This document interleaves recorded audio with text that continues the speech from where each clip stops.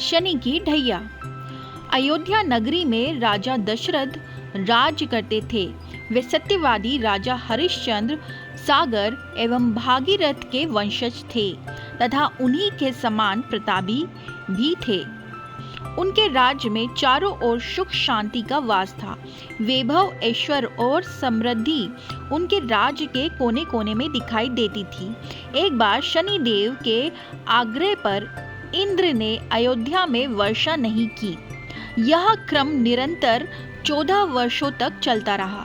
इसके फलस्वरूप अयोध्या का सारा ऐश्वर्य, वैभव और समृद्धि शेन शेन कम होने लगी। चारों ओर अकाल का दृश्य उपस्थित हो गया। लोग अन्न और जल के अभाव में काल का ग्रास बनने लगे। प्रजा की संकटपूर्ण स्थिति देखकर राजा दशरथ चिंतित हो उठे। उन्होंने इस विषय पर विद्वानों से परामर्श किया और कोई उपाय करने के लिए कहा। सभी ने एकमत होकर कहा, राजन, देवराज इंद्र मेघों को नियंत्रित करते हैं। उनकी आज्ञा से ही वे पृथ्वी पर जल बरसाते हैं। अतः इस विषय में आप उनसे पूछें। अवश्य ही उनके पीछे कोई गूढ़ भेद छिपा हुआ है। महाराज दशरथ ने कुछ देर विचार किया और फिर रथ पर बैठकर इंद्र से मिलने चले। राजा दशरथ को आया देख इंद्र स्वयं उनके स्वागत के लिए आए। अतिथि सत्कार के बाद इंद्र ने राजा दशरथ से वहां आने का कारण पूछा। दशरथ थोड़ा सा क्रोधित होकर बोले, देवराज, आपने पिछले 14 वर्ष से अयोध्या में वर्षा नहीं की। लोग अन्न जल के अभाव में प्राण त्याग रहे हैं। इसके बाद भी आप मेरे यहाँ आने का कारण पूछ रहे हैं। क्या मेघों ने अयोध्या का मार्ग भुला दिया है? क्या अब मुझे अपने वाणों द्वारा उनका मार्गदर्शन करना पड़ेगा? इंद्र विनम्र स्वर में बोले, राजन, आपका क्रोध उचित है, परंतु इसके पीछे शनिदेव की इच्छा है। उनकी आज्ञा के कारण मैं विवश हूँ। आप उनके पास जाकर इस विषय में पूछ सकते हैं।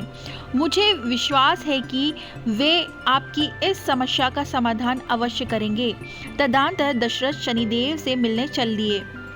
जैसे जैसे दशरथ आगे बढ़े वैसे वैसे उनके कवच, अस्त्र शस्त्र और रथ एक एक कर नीचे गिरते गए। अंततः में वे स्वयं रथ विहीन होकर आकाश से गिर पड़े। तेजी से पृथ्वी पर गिरते दशरथ को अपना अंत निकट प्रतीत हो रहा था। अभी वे पृथ्वी से टकराने ही वाले थे कि तभी विशालकाय पंजों ने उन्हें दबोच लिया और सुरक्षित स्थान पर उतार दिया। दशरथ के लिए यह किसी चमत्कार से कम नहीं था। उन्होंने जैसे ही अपने रक्षक को देखा वे आश्चर्य से भर उठे। इतना विशालकाय पक्षी उन्होंने आज तक नहीं देखा था। उन्होंने उसका परिचय पूछा। पक्षी विनम्र स्वर में बोला, राजन, मैं पक्षी राज गरुड़ का पुत्र जटायु हूँ। आपको आकाश से गिरते देखा तो सहायता हेतु दौड़ा आया, परंतु आप गिरे कैसे? आप कहाँ जा रहे थे? दशरथ ने सारी बात बताई। तत्पश्चात जटायु स्वयं उन्हें साथ लेकर शनिदेव के पास गया। दशरथ ने शनिदेव से अयोध्या में वर्षा न होने का कारण पूछा। तब शनिदेव बोले, राजन, विधि के विधान के अनुसार मनुष्य को जीवन में एक बार शनि की ढैया का सामना अवश्य करना पड़ता है। मेरी छाया के कारण आपको ये कष्ट भोगने थे, इसलिए आपके साथ यह घटित हुआ, परंतु अब मेरा प्रभाव समाप्त हो रहा है।